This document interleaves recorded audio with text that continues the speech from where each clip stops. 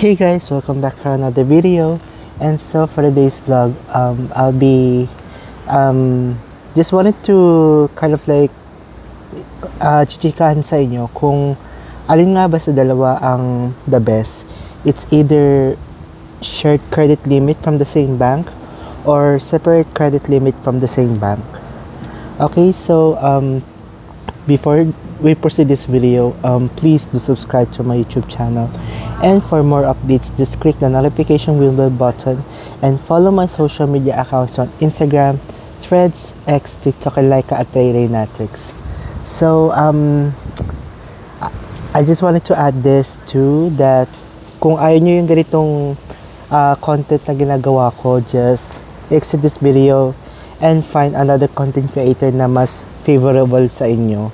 Kasi ako ganito lang gumawa. Kaysa naman magkaroon pa ako ng mga negative comments dyan, I would say na you're just wasting your time. So, ayun. Kung ayaw nyo, just exit this video na lang. So, yun na nga. Ang pag-uusapan natin is all about shared credit limit versus separate credit limit. So, basically, three of my videos that you actually enjoyed watching, which are the Union Bank credit cards that I do my product review there. So there are Classic Visa, Rewards Visa Platinum, and then the Miles Plus Visa Signature. So basically, you may be wondering that kung shared yung credit limit nila or separate yung credit limit. So, ang sagot ko dyan is separate yung kanilang credit limit, which is really good. Unlike sa ibang banks, particular na dyan yung BDO. So, basically, when you applied sa mga credit card agent dyan na, di ba dyan, yung sa mga credit card agent na naglalako, minsan kasi chinecheck nila yung BDO Visa and then the BDO Shopmore Mastercard. So basically, kung ma-receive nyo yung credit limit for at least 20,000 pesos, technically they're just sharing 20,000. In short, tag 10k sila.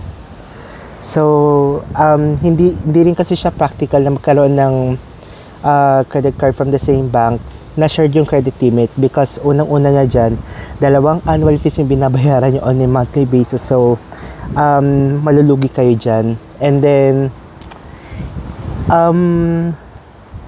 yun lang naman din. Kaya, hindi ko marirecommend sa inyo na to get another credit card from the same bank. Especially BDO. Tsaka BPI din, share din yung credit limit nun. I'm not so sure sa ibang banks kung ano pa yung mga shared yung credit limit.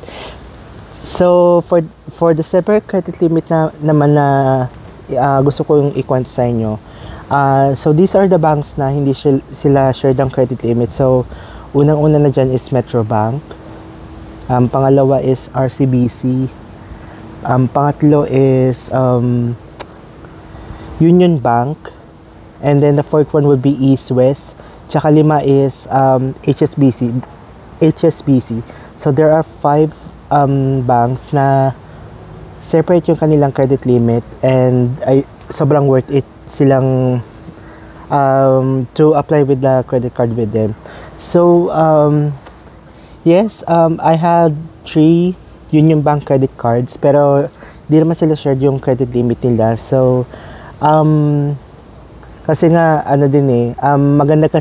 maganda rin kasi yung provider ko dun sa Union Bank, considering that I don't have my bank account with them, pero I already have 3 credit cards.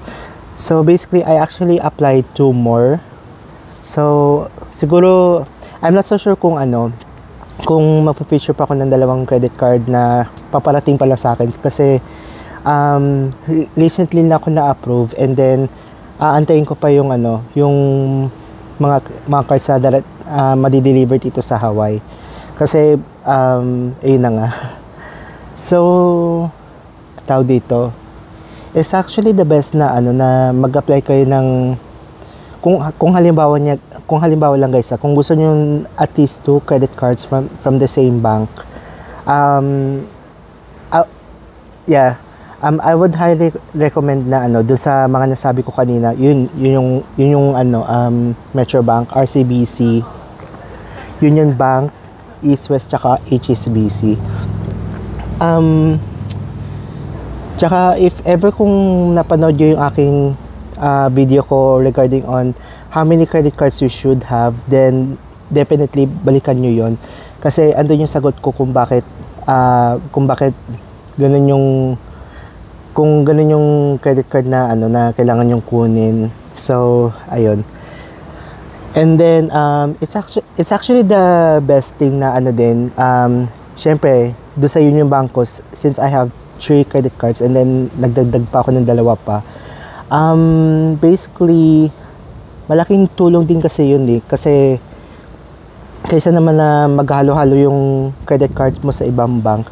So I think that would be like, you know, yung financial system mo would be literally messed up. So siguro kung ayaw nyo yung ganun, wag na lang kayo mag-apply ng credit card sa ibang bank dyan. Mas okay na rin siguro na ano na mag-apply kayo from the same bank pero separate yung credit limit. So ayun, I think it's still up to you pa rin naman kung gusto niyo lang shared credit limit or separate yung credit limit. Again, for shared credit limit, 2 fees yung binabayaran ninyo. So lugi na kayo dyan. So ang gusto ko talaga is separate yung credit limit lang talaga. So yun lang naman din siguro ma-share ko sa inyo. And I'm sorry guys if merong mga background noises kasi basically nag-film kasi ako dito sa labas eh. So as you can see, ayan. I think this is actually the 3rd video na nag-film ako sa labas kasi yun nga, malakas yung hangin dito sa labas and actually taglamig na rin dito kaya medyo malamig na rin dito sa Hawaii. So ayun lang naman din yun lang naman din ma-share ko sa inyo. So thank you guys for watching or listening to my vlog. Again nga, kung hindi nyo gusto yung ganitong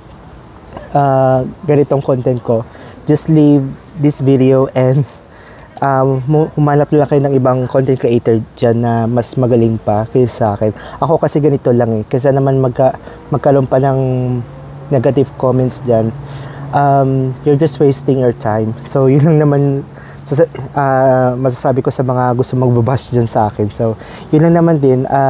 That sums up the video. So thank you guys for watching.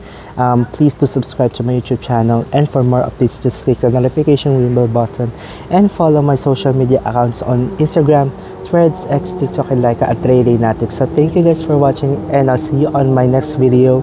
So peace for now.